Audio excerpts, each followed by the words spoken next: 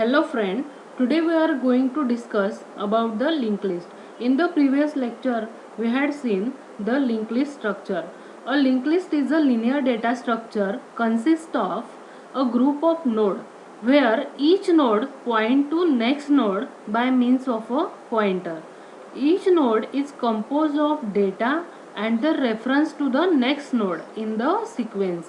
The last node has the reference to null, which indicate that the end of the linked list. Head node is the starting node of the linked list. The starting node is the head node, and this is starting node is also known as the first node, and it contains the reference of the next node in the list. The head node will have a null reference when the list is empty. Suppose if the list is empty, then the head node contains the null value. The below image gives you an idea of how a linked list looks. So friend, see that diagram. Here the head node contains the address of the first node, and here there are four nodes are there, and at last this here the end of the list means it contains the null value. So friend, why is the linked list? Why we use the linked list? The array and the linked list both are the linear data structure, but they both have some advantages and disadvantages over each other. So what are the advantages of linked list? One advantage of linked list is that the element can be added it in indefinitely without reallocation or reorganization of the entire structure, because the data item need not be stored contiguously, that means sequentially in the memory, while an array will eventually get filled or have been resized for making an insertion whenever needed. So this is the costly operation, and that is not possible. And second disadvantages is that the element are also be easily removed from the linked list, where the removing element from an array leaves empty space and that are waste of the computer memory, or performing the shift operation in the array increase the cost, thus make it expensive. So in the previous lecture we seen this array versus linked list. Now we start the types of the linked list. There are three types of linked list are there: singly linked list, doubly linked list, and circular linked list. We see one by one explanation of the types of linked list. First we see what is the singly linked list. A singly linked list is a collection of nodes linked together in a sequential way, where each node of a singly linked list contains a data field and the address field that contain the reference of the next node. So in this type of linked list, two successive nodes of linked list are linked with each other in a sequential manner. So as an example of singly linked list can be seated as a train in which two successive compartments are connected to each other.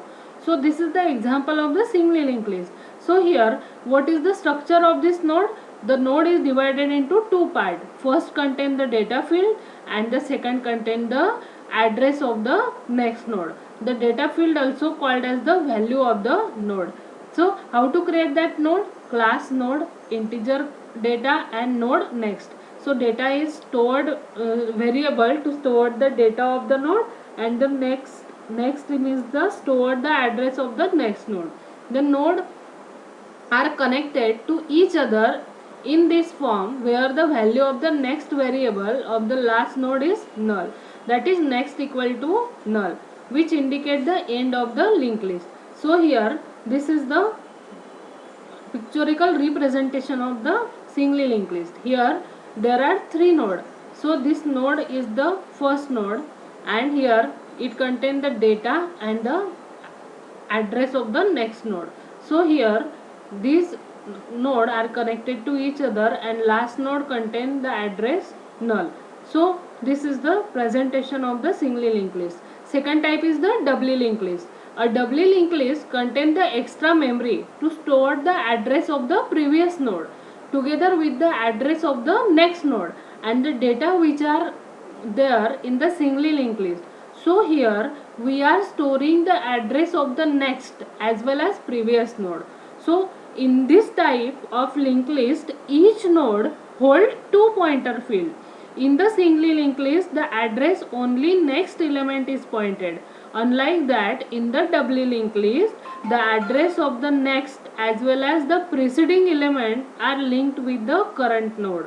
So this is the doubly linked list. The following structure the node in the doubly linked list. DLL stand for the doubly linked list.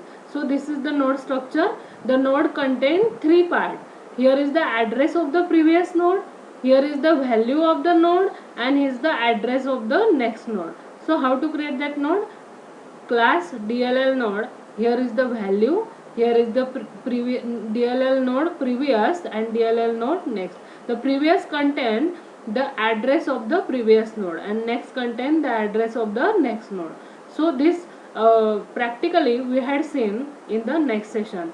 The node are connected to each other in the form of first node has previous equal to null and the last node has next equal to null. So this is the structure of the doubly linked list. Each node is connected to each other with the help of the double line. So this is the doubly linked list. So what are the advantages over the singly linked list? It can be traversed both way, forward as well as backward direction. The delete operation is more efficient if the node to be deleted is given, and the insert operation is more efficient if the node of the given before which insertion should be take place. And what are the disadvantages? It will require more space as each node has the extra memory space to store the address of the previous node, and the number of modification increases while doing various operations like insertion, deletion, etc. So next, third type of the linked list is the circular linked list. A circular linked list is either a singly or doubly linked list in which there are no null values. Here we can implement the circular linked list by making use of singly or doubly linked list. In case of the singly linked list, the next of the last node contain the address of the first node. In case of the doubly linked list, the next of the last node contain the address of the first node and the previous of the first node contain the address of the last node. So this is the for example, this is the singly linked list. Here the next of the last node contain the address of the header node. So this is the circular linked list, and here no null value is assigned to there because it form a circle. So what are the advantages of the circular linked list? A linked list can be traversed for any node. Circular linked lists are required data structure when we want a list to be accessed in a circle or a loop, and we can easily traverse to its previous node in a circular linked list, which is not possible in a singly linked list. And what are the disadvantages?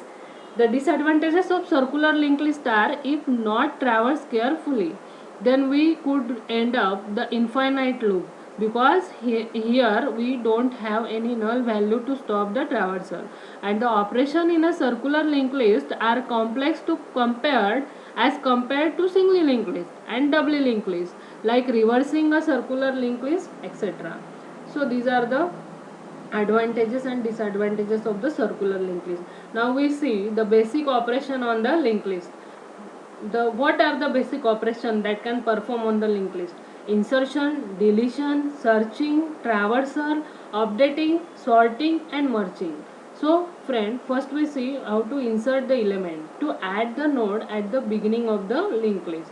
So here is the description. Here the start is the pointer variable which contain the address of the first node. Start is the first node. We say that start is the header node. So in some book the start instead of start they declared head. So in this we take a start. Now item is the value of the value to be inserted. So friend, first we check what the start. If the start equal to the null, then we create a new node. Start equal to new node. Then we assign the item equal to info field. So item assign the info field. Start of info equal to item, and we assign the start of link equal to null because this is the initial node, first node. Suppose there is already one node existing in the linked list and we insert the another node, then else part will be executed. Set the ptr equal to start.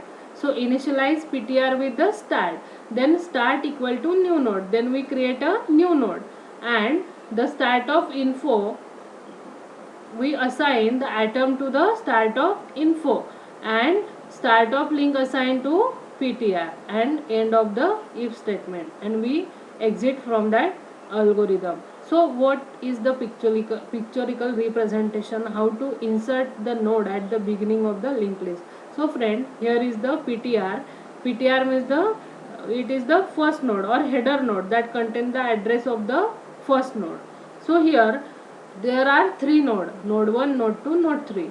The node 1 contains the 50 data, 50 value, 15 value. Node 2 contains 20 value, and node 3 contains 25 value. So here, if we add a new node into the at the beginning of the linked list, then here we assign the next of the new node to the start, and the ptr to the uh, ptr contain the address of the new node, that, and the what is the address of the new node? It contain the value of the ptr that store the memory address of the first node. So ptr, what the ptr store? Ptr means the header node or first node. It contains the address of the first node.